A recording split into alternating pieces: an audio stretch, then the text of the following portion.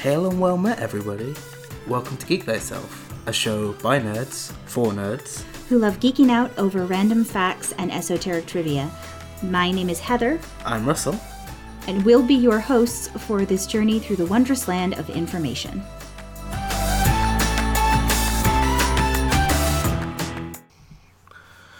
Hi guys, welcome to this week's episode of Geek Thyself. And not just this week's, this new season's, this new year's, this new decade. It's a lot of news this time. Excuse me. As you can probably tell, because there's no one talking with me, it is just me this episode, this week. Just because with all the New Year and Christmas and holidays, we haven't been able to get together to record an episode together, and that's real sad. But after this week, Heather will have one by herself as well, and then after that time we will both reconvene and record our own episodes together. Regardless of that, we both hope that you've all had a wonderful end of 2019, whether you celebrate or not, and that 2020 brings you as much good fortune as it possibly could. So the topic for this week is one that I thought about a couple months ago, just because it was kind of interesting with the coming up on the new decade, and it got me thinking about calendars, how we keep track of days, and how all that started. So today's episode is going to be about that. We're going to look at some calendars and see, well, the history of them, basically. So obviously we all know what a calendar is. It's a it's a method of keeping track of days and larger divisions of time, such as like months and years and decades, like we're just at now. Archaeologists have reconstructed methods of timekeeping that go back to times as old as the Neolithic. The natural sort of way of keeping track of days was, well, ironically, the day, because it was the easiest thing to keep track of the sunrise and the sunset, though that didn't really help construct how much time had passed, because obviously just focusing on the new days doesn't really fall out for a historical path, just because then it's just watching the days go by. The first historically attested and formalised calendars date back to as far back as the Bronze Age. As far back as the Bronze Age, dependent on the development of writing in the ancient Near East. The Sumerian calendar was the earliest, followed by the Egyptian calendar, the Assyrian calendar, I think, and the Almamite calendars. A large number of calendar systems in the ancient Near East in the Iron Age, which comes after, are based on the Assyrian one, which we just talked about, and the Babylonian calendars. This includes the calendar of the Persian Empire, which in turn gave rise to the Zoroastrian calendar, as well as the Hebrew calendar. A lot of the calendars from this time were lunisolar, and I had to look this up because I didn't know what this meant. But lunisolar calendars are used in many cultures which the date indicates both the moon phase and the time of the solar year. If the solar year is defined as a tropical year, then a lunisolar calendar will give an indication of the season. If it's taken as a sidereal year, then the calendars will predict the constellation near to the full moon when that will occur. As with all calendars which divide the year into months, there is an additional requirement that the year have a whole number of months. And as most calendars do, they have 12 months, like the calendar we use today. And then every few years there'll be adds a leap day, month, depending on the calendar. Like we do have this year in 2020, it's going to be a leap year, so we'll have an extra day in February. So carrying on from the lunisolar calendars, the Roman calendar, which is a very but carrying on from that, the Roman calendar contained a very ancient remnant of pre-Etruscan 10-month solar calendars. The Roman calendar was formed by Julius Caesar in 45 BCE.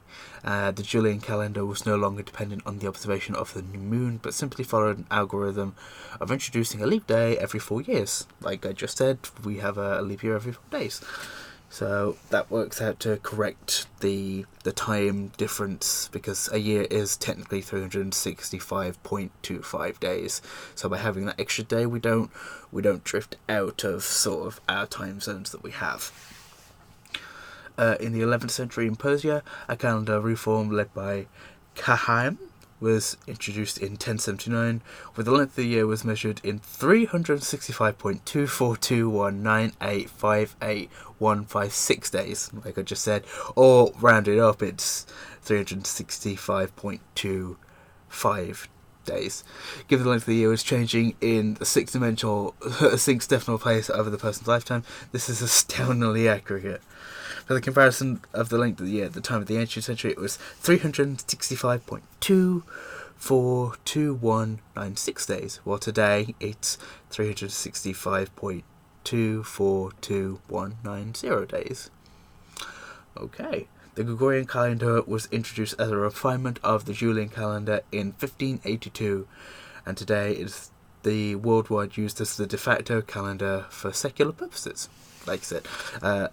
So yeah, Gregorian calendar, yeah, it's our calendar, or the Western world's calendar, I should say, has 12 months, has the leap day, and is everything that we kind of know it is right now. Okay, so now we've talked a little bit about some of the historical calendars and the current calendar we use. Let's talk about the term. The term calendar itself is taken from the word calends, the term of the first day of the month in the Roman calendar, related to the verb cala, to call out, referring to the calling or the announcement of the new moon that was just seen. In Latin, calendarium meant account book or register, as accounts were settled and debts were collected on the calends of each month. Didn't know that. The Latin term was adopted in Old French as calendier, as in spelled Calendier, and from there the Middle East as calendar, how we spell it, by the 13th century. The spelling calendar is from early modern English. An alternative hypothesis connects calendar with koldarki in Slavic, pre-Christian tradition, which later incorporated into Christmas. Kolo means cycle or circle, and dar means a gift. Okay, there are a number of prehistoric structures that have been proposed to have the purpose of keeping time, typically keeping track of the solar year. This includes many megalithic structures and reconstructed arrangements going back far into the Neolithic period. There's also one in Victoria or Australia, a wordy Yuang statue, I think that's how that's said, arrangement could be dated to about 11,000 years, with some estimating that it could be about 20,000 years old. This estimate is based on the inaccuracy of basically the calendars that have been shifting around since then, and it's consistent with how the Earth's supposed orbit would have looked during that time. The site is near the world's oldest known site of permanent aquaculture. A ceramic artifact in Bulgaria known as the Slatino furnace model has been pronounced by local archaeologists and media to be the oldest known calendar representation, though that's not endorsed by mainstream media or other countries. A Mesolithic arrangement of 12 pits and an ark found in Warrenfield, Aberdeenshire in Scotland dated back to roughly 10,000 years ago, and has been described as a lunar calendar and was dubbed the world's oldest known calendar in 2013. Oh, didn't know that either. The oldest European calendar is found near Vukovar in modern-day Croatia. It is a ceramic vessel bearing inscribed ideograms of celestial objects. So, following the stars, I guess. A lot of the older calendars come from what's known as the ancient Near East. The ancient Sumerian calendar is divided into 12 lunar months of 29 and 30 days. Each month began with the sighting of the new moon, so it was a bit more fluid than our fixed calendars are. I believe that's also how some of the Western calendars work, because they tend to follow the moon cycles, which, although I wish Heather was here because she'd be able to confirm that a bit better for me. Sumerian months have no uniform name throughout summer because of the religious diversity. This is ordered in scribes and scholars referring to them as the first month, the fifth month, to keep the lunar year of 354 days in step with the solar year 3 of 365.242 days. An extra month was added periodically, much like adding the Gregorian leap year. Yeah. There are no weeks in the Sumerian calendar. Holidays and time off work are usually celebrated on the 1st, the 7th and the 15th of each month. Didn't know that. In addition to these holidays, there are also feasts, which are days which varied from city to city. Oh, I don't know if I like the idea of not having weeks. That just feels like... No, I like my week. Don't take that away from me. Alright. So, as this week could potentially be a bit shorter than normal because it's there aren't as many tangents because it's just me talking, although I'm very good at it myself. We're gonna jump very quickly into our break, and then we will continue to talk about some of the calendars when we come back out. Alright guys, see you in a minute.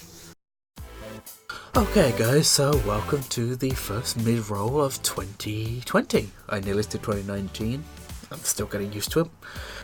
The first sponsor that I'm going to talk about is the one that I normally don't talk about, and it is World Anvil. World Anvil is a world-building software where you can create your worlds, your books, just your ideas, and flesh them out in a system that allows you to robustly make everything that you'd need.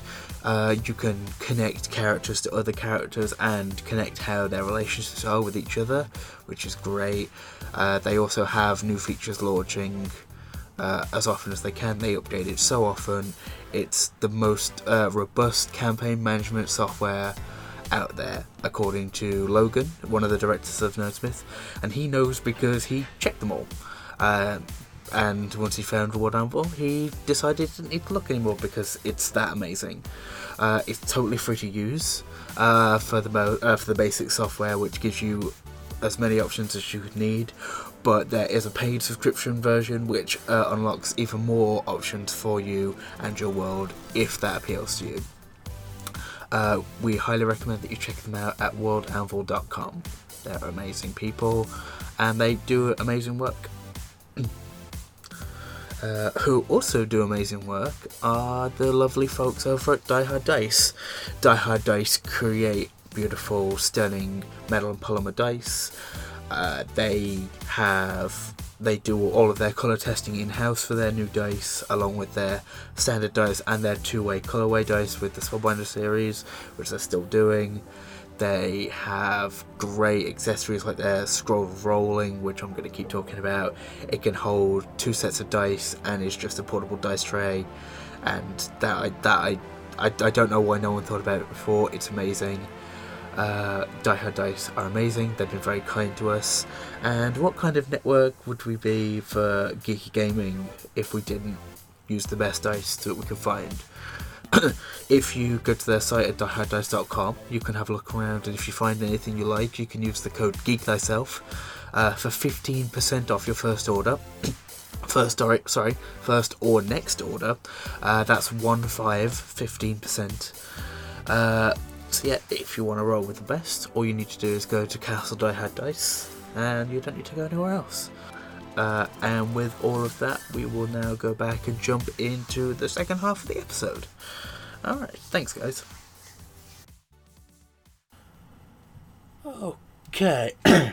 Alright guys, welcome back from the break. did say this episode could be slightly shorter just because it's only me, and while I can talk for a little bit, I can't talk quite as long as Heather can.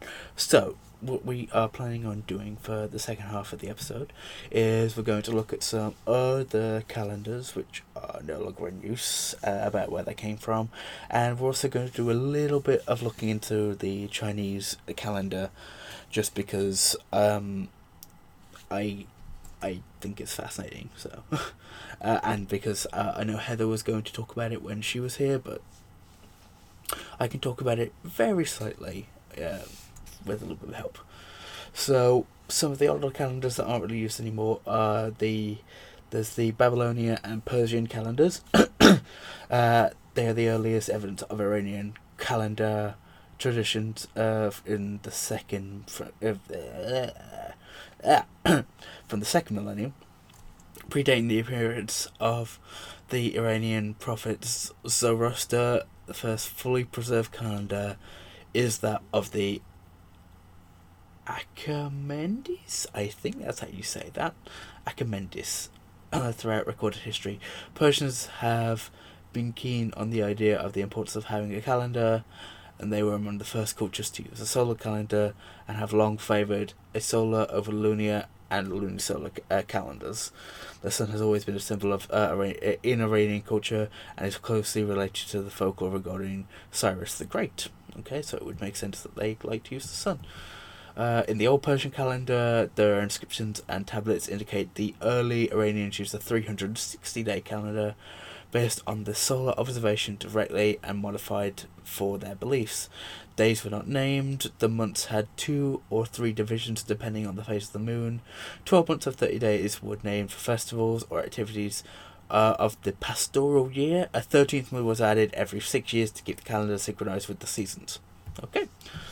Then there's the Zoroastrian calendar. The first calendars based on the Zoroastrian cosmology appeared in the later Achaemenid period between 650 to 330 BCE, and they evolved over the centuries, but month names changed little until now. Interesting. The unified Achaemenid Empire required a distinctive Iranian calendar, and one was devised in Egyptian tradition with 12 months and 30 days, each dedicated to Yazata, Isred, and 4 divisions resembling the Semitic week. 4 days per month were dedicated to Ahura Mazda, and 7 were named after the 6 Amezaspentas. Yeah, the 30 days were named after fire, water, sun, moon, Tri, and Guesh, Uven, all souls of animals. Mithra, Sarosha, Raznu, Fravazi, Baharam, Raman for peace, and Bata, the divinity of the wind. Okay, that's really interesting. 3 were dedicated to female divinities, Dana, Ashi, and Arshtat, which are fortune, religion, and justice. The remaining 4 were dedicated to Asman, the lord of the sky and heaven, Zam, earth, Manthra Speta, sacred word, and Angra Roka, the endless light of paradise. Okay. Next one we're going to look at is Greece. The Greeks, as early as the time of Homer, appeared to have been familiar with the division of the year into 12 lunar months, but no intercalary month Embolimos or day is then mentioned. Independent of the division, independent of the division of a month into days, it was divided into periods according to the increase and decrease of the moon. Thus, the first day or new moon was called Numenia. Okay, the first month, the month in which the year began, or the first month, as well as the names of the month, differed among the states, and in some parts no names existed for the months, as they were distinguished only numerically as the first, second, third, fourth, etc. The ancient Athenian calendar was a lunisolar calendar with 354 days, consisting of 12 months, alternating in length between 29 and 30 days, to keep the calendar in line with the solar year. An extra Inter-Sally month was added in the years 3, 8, 6, 11, 14, 17, and 19 of the 19 years monotonic cycle. Wow, that seems like it would be a wow. Yeah. The Athenian months were called Hetatobonian, Metagention, Biodromian, Penapicion, Maimacaterian, Poseidon, that one, Gamalion, Antherstritian, Alphababolian, Munchian, Thargelian, and Scirophonian. And the Intercalary month usually came after Poseidon and was called the second Poseidon. Okay, that makes it easy. Okay. The table of Greek Olympiads following a 4-year cycle between the Olympic Games from the 1st of July 776 BC continued until the end of the 4th century in AD.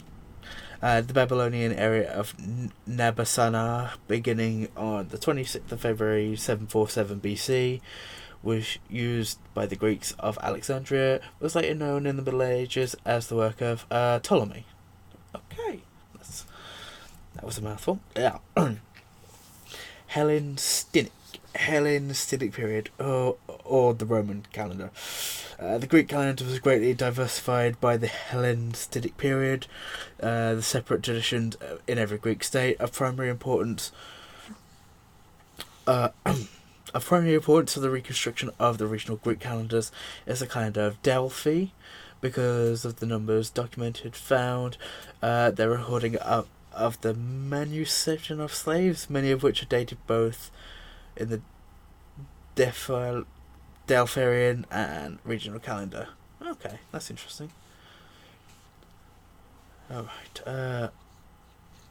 the Macedonian era of Seleucus, Seleucus, which began the conquest of Babylon by Selectus Nicator in 312 BC. It became widely used in the Levant. The Jews knew it as the era of contracts and used it until Europe until the 15th century. Oh, that's very interesting. The Roman Republic calendar numbered years based on the sitting councils, reference to the year of consulship, were used in both conversation and official records. Interesting. Okay. There are a few other calendars to look at, but because of the time, we're just going to look very briefly at the Chinese calendar, and then we will wrap up this episode. The traditional calendar of China, officially known as the agricultural calendar, or former calendar, or traditional calendar, or lunar calendar, is a lunisolar calendar, which most are at this point, which reckons years, months, and days according to astronomical phenomena.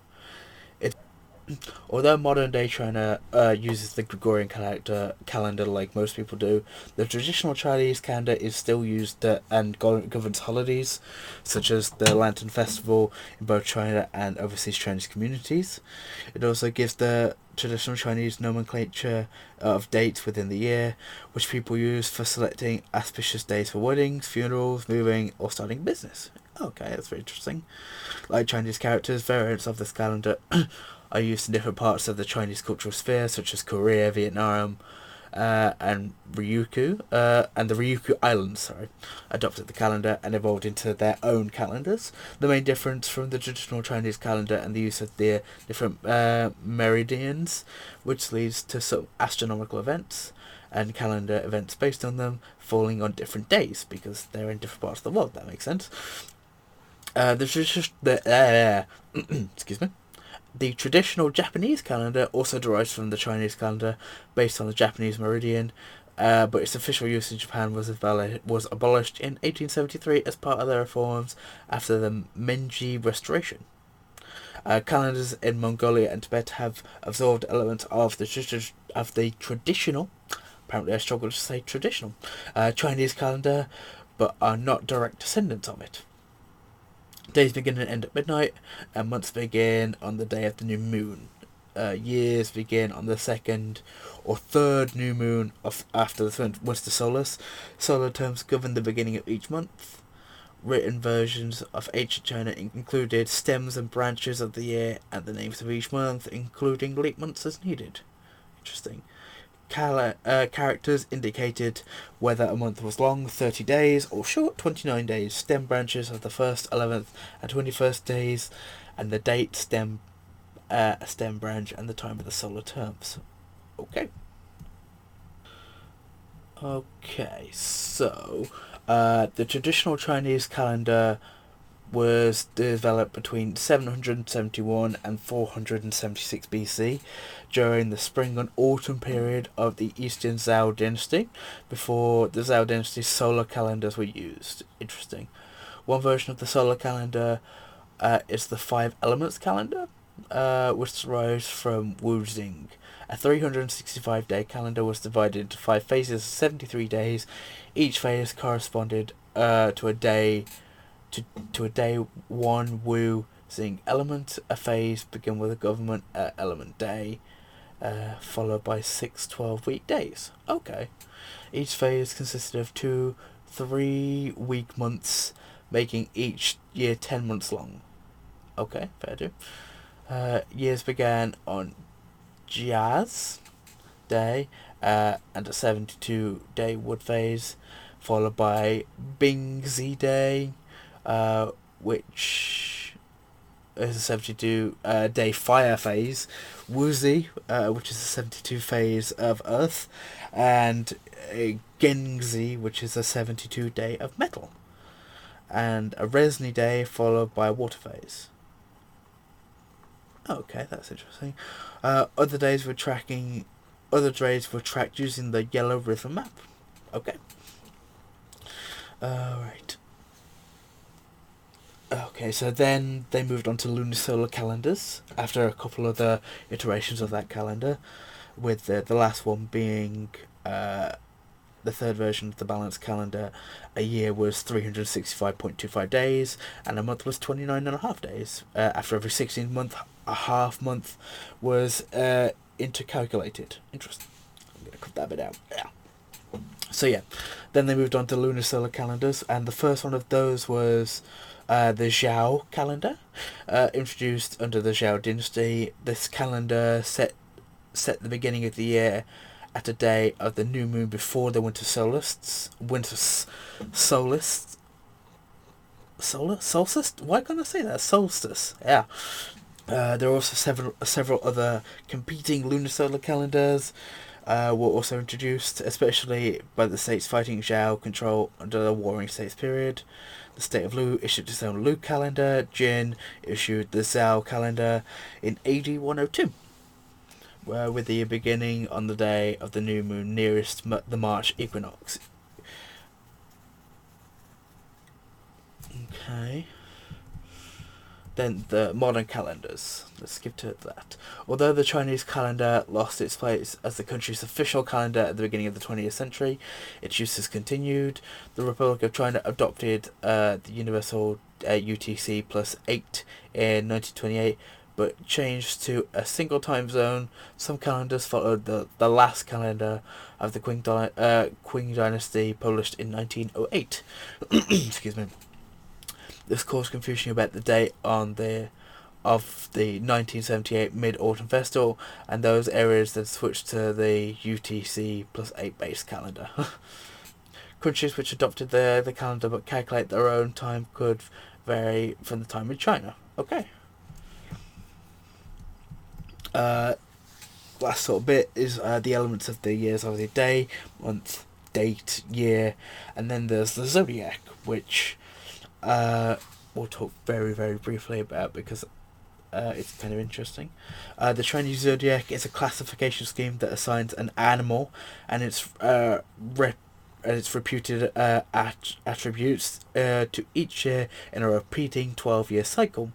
The 12-year cycle is an approximation of the 11.85-year orbital period of Jupiter. Okay, I didn't know it was based on Jupiter. And it's based in China. The zodiac has its variations remain popular in many Asian countries and regions, such as Japan, Korea, Vietnam, Cambodia, and Thailand. Identifying this scheme using the generic term zodiac reflects several superficial similarities to the Western zodiac. Both have time cycles divided into 12 parts.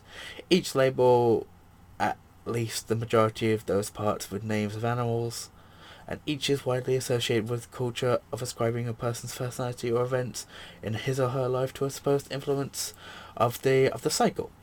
Nevertheless, there are major differences between the two. They're not associated with constellations. The Chinese 12-part cycle corresponds to years rather than months.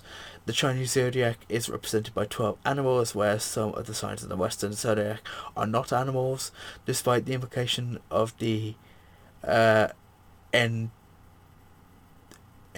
etymology of the word zodiac, which comes from, I think, zoo.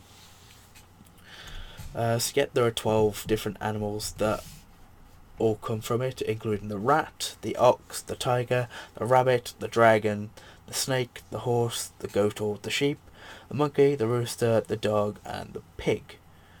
I'm pretty sure the last year was the pig, which means that this would be the year of the rat, I think. Yes, going into the new year for the Chinese zodiac, it would become the year of the rat. That's really interesting. Okay, I think that would be a good place to end this episode, just because, we're now ahead of time for somehow that happened. Obviously, this isn't a encyclopedic knowledge of everything, and I could have gotten some things wrong. Feel free to have a look at the calendars yourself. It's kind of interesting to see where they all came from. And if you do have any questions, feel free to reach out to me. You could also reach out to Heather as well, but see, she probably knows more about this kind of thing than I do. But with that, I'm going to wrap up this episode. If you do want to talk to either of us, you can find us in the Nerdsmith Discord. We're both in there fairly often. You can also contact us through Geek_Thyself on Twitter. And with that, I will see you guys in a couple of weeks, because next week's episode will be Heather by herself. I'm not sure what she's doing, but I'm sure it'll be great. And with that, I hope you have a wonderful week. Thank you for listening, guys. Bye. Thank you for listening to this week's episode of Geek Thyself. Don't forget to check out all the other amazing content on the Nerdsmith Network. If you have any questions for either of us, you can get in contact with us on Twitter at geek_thyself. You can also email us at geekthyself@nerdsmith.org. And please don't forget to go to iTunes and leave us a review, or also go anywhere you listen to your podcasts. We'll be back next week with another informative and fun episode. And until then, don't forget to geek thyself.